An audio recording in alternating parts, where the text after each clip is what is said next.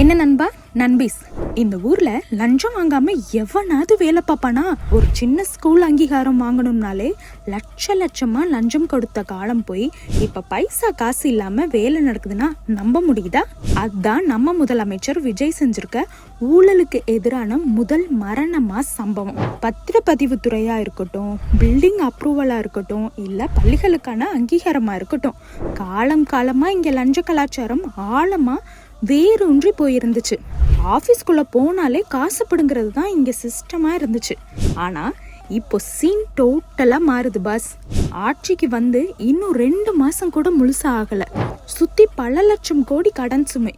இவங்களால என்ன பண்ண முடியும்னு நக்கலாக கேட்டவங்களுக்கு நேர்மையின் சிகரம் சகாயம் IAS அவர்கள் என்ன சொல்லியிருக்காருன்னா, ஊழலை அறுத்தெறிகிற அந்த நல்ல எண்ணம் நம்ம முதல்வர் விஜய் கிட்ட அப்பட்டமா தெரியுதுன்னு சொல்லியிருக்கிறாரு நம்ம IAS சகாயம் அவர்கள். சுற்றி இருக்கிற சிஸ்டமே ஊழல்ல ஊறி போய் கிடக்குது. அதை மாற்ற டைம் எடுக்கும் தான்.